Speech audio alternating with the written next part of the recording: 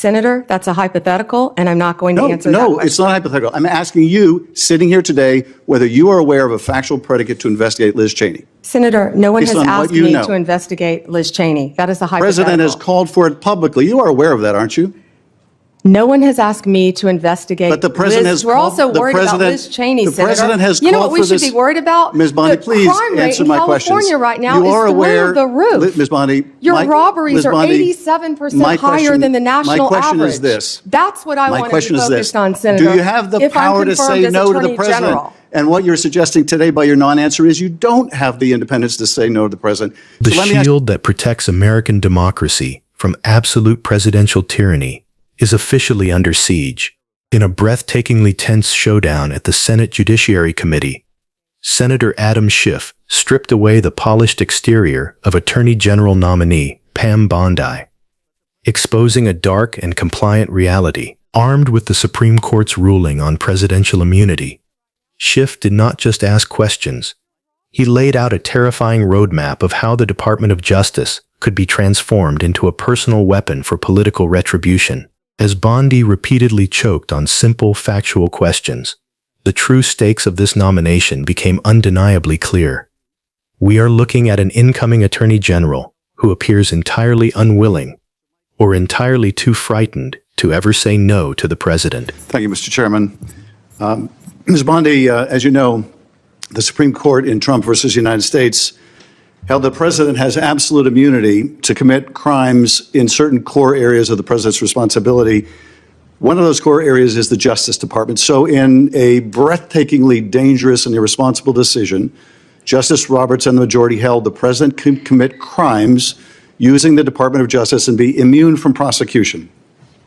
Justice Sotomayor correctly said this new immunity lies about like a loaded weapon. So the fear and the concern we have is that the incoming president will use that loaded weapon, that immunity, to commit crimes through the Department of Justice. And for that reason, it is all the more important that we have an Attorney General who has the independence, the strength, the intestinal fortitude to say no to the president when it is necessary. So my first set of questions has to do whether you have the independence to say no when you must say no. And you can say this is hypothetical, but it is not hypothetical. So let me start with one very specific non-hypothetical. The president has said Jack Smith should go to jail. Will you investigate Jack Smith? Senator, I haven't seen the file. I haven't seen the investigation. I haven't looked at anything. It would be irresponsible of me to make a commitment regarding anything without, you're a long practicing attorney, without looking at a file. So you would need a factual predicate to open an investigation of Jack Smith, is that right? Not a summary by you sitting here. Yes, sir. And not a summary by the president either, right? Absolutely. So a summary by the president or his desire to investigate Jack Smith would not be enough for you to open an investigation of Jack Smith, is that right? I will look at the facts and evidence in any case. You know, and sitting here 72%, sitting here today. Senator, 72% of Americans I only have have 7 lost minutes. faith in the Department of Justice. Sitting here today, are you aware of any factual predicate to investigate Jack Smith? Sitting here today, yes or no? Senator, I will look at the facts and the circumstances. You can't answer that anything that's question? brought to me. You're not a part of the department yet. There's no worry about divulging I'm sitting law here as a enforcement nominee. sensitive information. So just tell us, I'm are you sitting here as aware, a nominee. just tell us, are you aware of a factual predicate to investigate Jack Smith? Yes or no? Senator, what I'm hearing on the news Are is you aware horrible. of Do I know if he committed a crime? I have not looked You seem reluctant to answer a simple question. Let me ask you a different simple question. The president also wants to jail Liz Cheney. Sitting here today, are you aware of any factual basis to investigate Liz Cheney? Yes or no?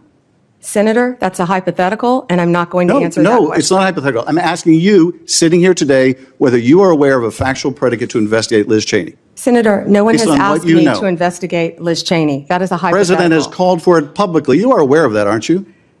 No one has asked me to investigate But the president Liz. has We're called- also the worried about president- Liz Cheney, the Senator. president has You know called what we for should this- be worried about? Ms. Bondi, the please crime rate answer in my questions. California right now You are is aware, through the roof. Ms. Bondi, Your my- robberies Ms. are Bondi, 87% my higher question- than the national my question average. is this. That's what I My wanted question to is focus this. on, Senator. Do you have the If I'm power to confirmed say as no to the Attorney president? General. And what you're suggesting today by your non-answer is you don't have the independence to say no to the president. So let me ask you a different question. It also requires you, if you're going to be a good attorney general, to be able to tell hard truths to the president. So my questions now are, can you tell hard truths to the president? So let me start with an easy truth that you could speak to the president. Can you tell him that Donald Trump lost the 2020 election? Can you say that? Do you have the independence to say that? Do you have the gravitas, the stature, the intestinal fortitude to say, Donald Trump, you lost the 2020 election? Can you tell us that here today? Senator, what I can tell you is I will never play politics. You're trying to engage me in a gotcha. I won't do it. I won't play politics with any ongoing investigation. So let me ask you another. Like you did leaking your colleague Devin Nunes's memo. If you can't answer the question, let me ask you a different, what should be a simple truth, not a hard one. Was there massive fraud affecting the result of the 2020 election, yes or no? Senator, I'm glad you asked that question, if you'll let me answer what I saw in Pennsylvania. No, I asked a simple question about massive fraud. I can only tell you what I saw in Pennsylvania. I know you want to answer a different question, but my question is, can you tell us whether there was massive fraud affecting the results of the 2020 election, yes or no? Was there or was there not? I can tell you what I saw when I went as an advocate to the campaign. That's not my question. So you can't answer that question. You can't speak that even easy truth to us, let alone to the president. So let me ask you a different question. It will also be important that you give good advice to the president. Are you prepared to advise the president not to pardon people who beat police officers? Senator, as I said, the pardons are at the direction of the president. We will look and we will advise. I will look at every case on a case. Let me finish. On a case-by-case basis. Okay, good. And I abhor violence to police officers. Follow up with that. So will it be your advice to the president, Mr. President? I know you said you want to issue hundreds of pardons on day one. Will it be your advice to the president? No, Mr. President, I need to go over them on a case-by-case basis. Do not issue blanket pardons. Will that be your advice to the president?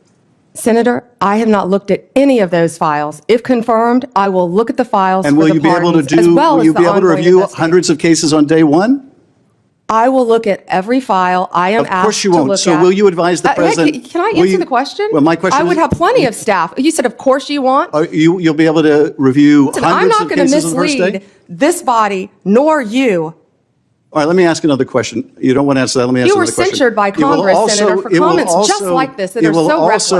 It will also be important for you to be able to preserve the records, the evidence of the department. Are you ready to commit that none of the evidence in the January 6th investigation will be destroyed under your watch? Senator, I will follow the law. I will consult with ethical officials in the department. Do you see any ethical basis to destroy evidence in the January 6th investigation? Then why can't you answer the question? Why can't you say, I commit to this committee, we will never destroy the evidence in the January 6th investigation? Why can't you give this committee and the American people that assurance? Are you frightened because evidence was destroyed against President Trump that was false? Is that why you're frightened now? I can't believe this is even... Why do you have difficulty answering that question? I can't believe you're asking such a question. Why do you have difficulty promising to preserve evidence at the Department of Justice? Why is that a difficult question? I will follow the law. It shouldn't be a difficult question. Thank you, Mr. Chairman. Ms. Bondi, I know that you are pleased that we are moving to the end of round one, and we appreciate your being here. The cross-examination exploded right out of the gate when Senator Schiff invoked the Supreme Court's Trump v. United States decision. He warned that the ruling provides a loaded weapon, absolute immunity for a president to commit crimes through the core operations of the Justice Department.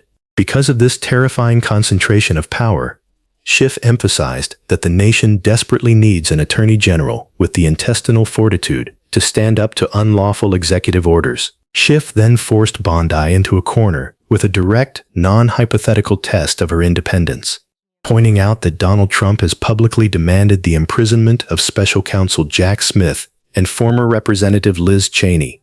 Schiff asked if she was aware of any factual predicate to launch investigations against them. Instead of giving a flat, objective no, Bondi aggressively evaded, shifting blame to the news media and defensively claiming, "No one has asked me to investigate Liz Cheney."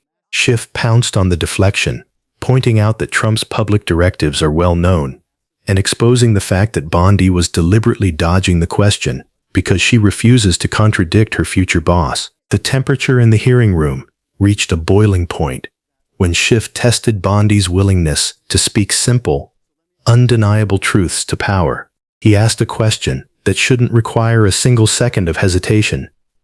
Can you tell Donald Trump that he lost the 2020 election? And was there massive fraud? Bondi completely fractured. Rather than validating the consensus of every major intelligence agency and court in the country, she lashed out, accusing Schiff of trying to engage in a gotcha political game. She then tried to pivot to a completely unrelated right-wing talking point about election irregularities she claimed to see in Pennsylvania. Schiff completely shut down the deflection, leaving her non-answers hanging in the air as absolute proof that she lacks the basic gravitas and independence to state historical facts if they conflict with Trump's narrative.